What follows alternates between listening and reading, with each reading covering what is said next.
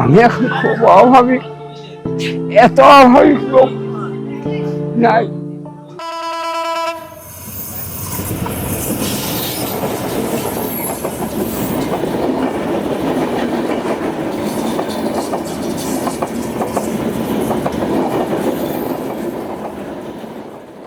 আমার নানার বাড়ি হলো শহরে, ওই বাড়ি থেকে আমি ছোট থেকে মানুষ আছি।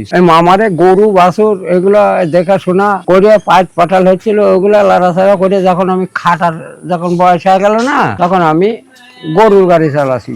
স্টেশনে রেলের কুলির হলো সর্দার আছে, কারণ সর্দারেরা এখন ওইগুলো দেখেছি। আমার মামা হলো দোকাদার, আর আমি গরুর গাড়ি চালাচ্ছি। তখন আমি আমার ইয়েরকি মারতে মারতে আমি সর্দারে করছি, সর্দার আপনার হাতে কামে নেবেন না, স্টেশনে কাম হয় খুব বেশি। আর স্টেশনে ধর আর গরু গাড়ি চালাইলে ওই একটা যা বেতন, ওই ওর উপর তো চারে না দিবি না। হ্যাঁ, আর স্টেশনে তো আভাঙ্গা পয়সা, কোনো ইয়ে নেই, যত কাম হবি তত পয়সা। তখন আমি ইয়েরকি মারতে মারতে সর্দারে কষি, সর্দার এখন হাসিয়ে ওইটা করছে, ভাব তাহলে সন্ধ্যেবেলা চলে আসো। ওই সন্ধ্যেবেলা চলে গেছে। এটা স্বাধীনের পরের বছর, 26 বছর রেল স্টেশনে কুলিগিরি করে আসে। ওই কুলিগিরি 24 ঘন্টা ডিউটি করি, আর 24 ঘন্টা আসে খেতে খামারে আমি আবার উনাদা করেছি, স্টেশনে কুলিগিরি করেছি। করতে করতে আসে তারপর স্টেশনে যখন এরশাদের আমল শেষ হয়ে গেল, তখন কাম কাজ হারা গেল। আমার সংসার তো এই যে ম্যানেজ হবে না, তখন সালফল তো ছোট। তখন দেখা গেল যে আর কাম হচ্ছে না, তখন কাম কাজ বাদ দিয়ে এসে দোকানে উঠল। জায়গা জমিও নেই, কিছুই নেই। আমাদের মতো এইরকম গরিব খুব কমই আছে। আমরা খুব কষ্ট করে ওই দুটো জোগাড় চলে খাই, না হয় আমরা এইভাবে আমার জীবনটা কাটাই।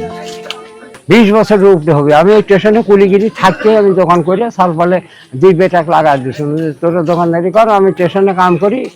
যা এটিও 2 পয়সা হবে, ওটিও 2 পয়সা হবে, আমার সংসারটা চলবে। এইভাবে আমরা চালাচ্ছি। তারপর বেটারা যখন বড় হয়ে গেল, বিয়ে সাথে দিয়ে দিল, কারণ বেটারা সব ভিন্ন হয়ে গেল। ভিন্ন হয়ে যায়, তখন আমরা বুড়া বুড়ি হাইরে কষ্ট। তখন কি করব? তখন ওই স্টেশনে কাম কাজ বাদ দিয়ে এই দোকান নিয়ে আমরা বুড়া বুড়ি এই করে টুকটাক করে খালি চাটা বেঁচে জীবন বাঁচাচ্ছি। এখনো বাঁচে। এই অল্প কিছুদিন আগে আমার পরিবারটা মারা গেছে, বুঝলেন। আমি ভিন্ন খাইতাম, আমার কোনো বেটারের সাথে খাইতাম না, আমি খুব কষ্টে খাইতাম। হ্যাঁ, শালপালের যখন বিয়ে দিয়েছি, শালপাল আছে, শালপালেরও শালপাল হয়ে গেছে, বুঝলেন। আমার তো ভরণ পোষণ দিত না। তখন আমরা কোনো কি ওই 2জন বুড়া বুড়ি এগুলো আমরা জবানবাজি করে ওই হয়তো 100 সালের ফসল কোথায় চলে আমরা বুড়ো বুড়ি তার জীবন মাসি এইভাবে 2জন আমরা খাটাখাটি করতে লাগলাম। করতে করতে করতে করতে এ পর্যন্ত আসছে। আমার এই যে পরিবার আসছে, এ বোধহয় 5 মাসও চলিচ্ছে, মরে গেছে। তখন বেটারা করছে যে তোমার আর দোকানদারি করা লাগবে না। হ্যাঁ, একা একা তার দোকানে ওই হাতে কিছু বুট টুট পাক করে দিতে, ওইগুলো নিয়ে এসে বেচতাম, কয়েক চা বেচতাম। এগুলো করে আমি জীবন বাঁচাতাম। করতে করতে এ পর্যন্ত এই মরে যাওয়ার পরে থেকে আমি আর দোকান করি না। তখন দেখে শুনে এটা যে ভাগ্নে হয়, ভাগ্নের একটা যত সামান্য কিছু পয়সা দিয়ে আর দিচ্ছি যে আমারও তো হাত খরচ লাগে, বেটারে না ভাত দিবি সবটাই। এখন আমরা গরিব মানুষ, কয়টা দিবি? হ্যাঁ, আমি চা চারটা খাই। ছোট থেকে আমার চা খাওয়ার অভ্যেস। শহরে থাকিছি, হ্যাঁ, স্টেশনে থাকিছি, চা না খেলে তো থাকা যায় না। ওই রাত জায়গায় ট্রেনে কাজ করতে হয়, ওই চা খাওয়া। আমি একটা চা খোর আছি, বুঝলেন। এখনো চা খাই, 10-15-20টা চা আমার প্রত্যেক দিন খাইতে হয়। আমি খাই এখনো। আমার চা ছাড়া আমার অন্য যে কোনো বদনিশে ওসব নাই। এখন এত চা খোরো লোক ছিল না, তখন চা এত মানুষ খাইতো না। আস্তে আস্তে দেখা দেখি এখন চা খোর হয়ে গেছে বেশি, এখন লোকজন হয়ে গেছে দেশে বেশি। এখন দোকানপাট এটি ধরেন 3টে 4 স্টল, 3টেই চলে, খুব জগা লোকজন আসে। এটি আসে চা চারটা খায়, সময় কাটায়। ওই 8টা-9টা, খুব জোরে হলে 10টা পর্যন্ত থাকে, তারপর সব চলে যায়। দোকানটা অরিজিনাল রহমান নাম ছিল। এখন ওই সাথে থেকে ওই আমার সাথে খুব খাতির, এই আমার সাথে খুব খাতির ছিল। হ্যাঁ, থাকিয়া করছে যে এক কাম কর, আমি তো আর দোকান চালাতে পারি না, ওই যে ব্যবসাতে যায় আমি লস করে ফেলা যায়। ওই জন্য আর সাল ভালো দোকান চালাতে যায়নি, বা উনিও করেনি, তখন এই দোকানটা বেচে দেয়। তখন এই দোকানটা ওই টাইমে 6,000 টাকা দিয়ে আমার কাছে বেচে দেয়। আমি এখন কছি যে সব খরচে রেখো কই, আমি জীবন মরণ আমার দোকান ভবিষ্যৎ, তাছাড়া আর আমার কোনো কর্ম নাই। তো আমি স্টেশনে কাম করছি না আর গৃহস্থলী করছি না, ওই তখন ওই টাইমে নিতে হবে, হাতে আমি চাইতে ধান বেচে দেব।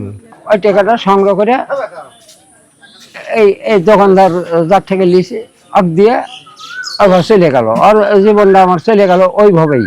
তখন ছাল পালে বসার জন্য হাত খরচ দোকানে থেকে যে ক টাকা নিয়ে ওই যে আমি হাত খরচটা চালাই, আর দুইটা ভাত, হ্যাঁ, এই দুইটা দিত বেটারা।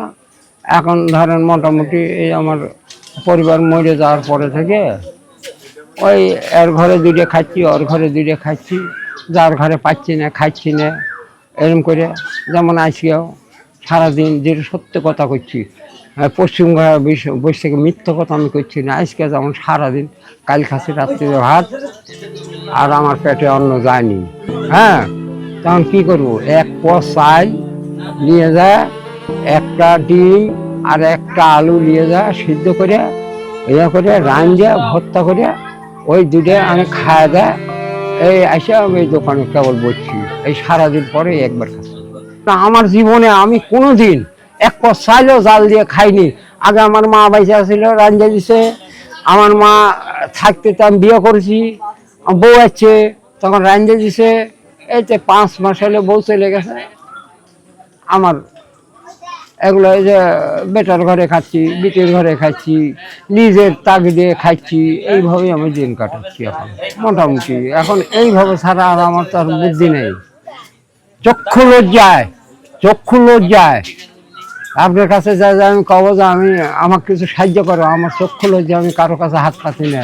আমি কিন্তু শহরে টাউন হল আছে না, গার্ড স্কুল আছে, ওটি কিন্তু বাড়ি আমার, ওটি আমার ভাই বেড়াদার আছে, সব জায়গাতে বেইমানি করেছে আমার কোটি থেকে। আমি মনের দিকে ওই ভাই যাই না, ওটি যে ভাইয়েরা আছে, ভাইয়েরা ওগুলো নিয়ে নিছে আমার ফাঁকি দিয়ে। আমার বাপ বেঁচে থাকতে আমার বাপ একটু সাদা সিধে লোক ছিল, টমটম গাড়ি চালাচ্ছিল। পোটা আমার বাবা কীভাবে নিয়ে যায়, হ্যাঁ, ওটি এখান থেকে হোটেল দিতে হলে পৌরসভার একটা দেখাতে হবে, হ্যাঁ, ওই করে নিয়ে যায়। একবার সাপ কবলা রেজিস্ট্রি করে নিছে, আমাকে দেয়নি।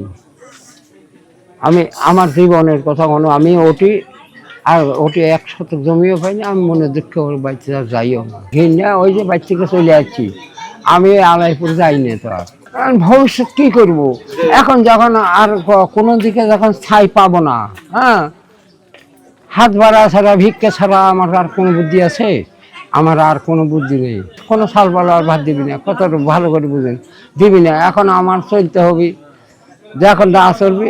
কালকে বলছি যখন দিব না, জোর করে তো কারো কাছে অধিকার আদায় করে নেওয়া যায় না। যাই, আমরা যেমন কষ্ট করে তো মানুষ করেছি, কিন্তু এই জিনিসটা চিন্তা করলো না যে মসজিদে তো যাইস না নামাজ পড়তে, যে শুক্রবারে হুজুরেরা কোরআন নিয়ে বসে, বসে কোরআনের হাদিসে দেয়, কয় আল্লাহর পরে বাপ মা যে সেবা না করে আমি ভেস্তে জায়গা পায় না, এইভাবেই কয় হুজুরেরা।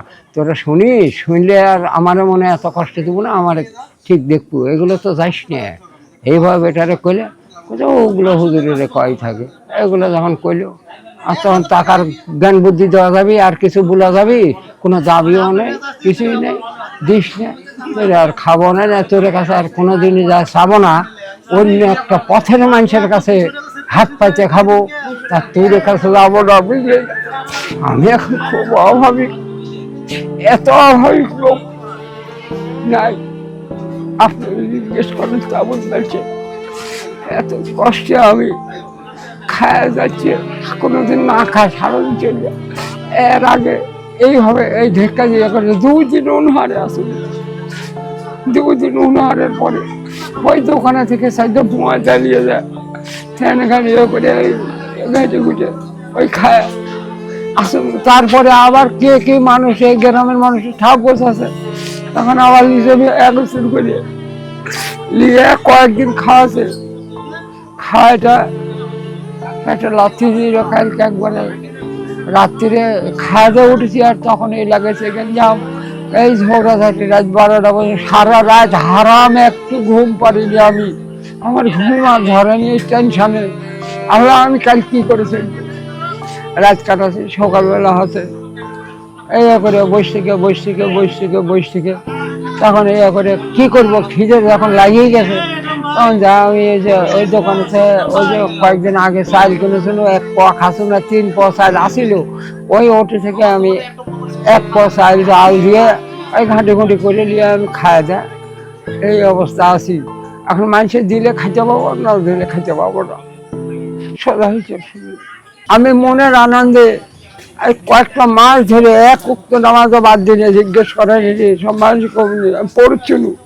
আর এই ঝাপারে এই যে আমার এই যে কষ্ট দেয়, বুঝলেন, কষ্ট দেয়।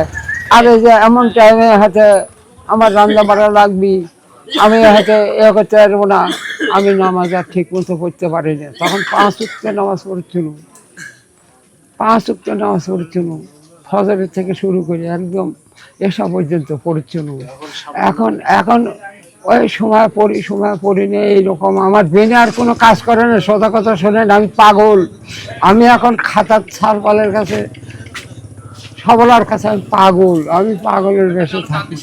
সোজা হিসেবে আমি আর কিছু বলে লাভ নেই, আমি আর কাকে বলবো, আর কাকে কিছু বলবো না। এখন শেষ সিদ্ধান্ত নিয়েছি যে যখন আর না চলতে পারবো মানুষের কাছে হাত পেতে খাবো। আমার এগুলো সামর্থ্য নাই, আমার ওগুলো চিন্তা ভাবনা নেই, আমার ওগুলো সামর্থ্য নাই, আমার চিন্তা ভাবনা নাই। আর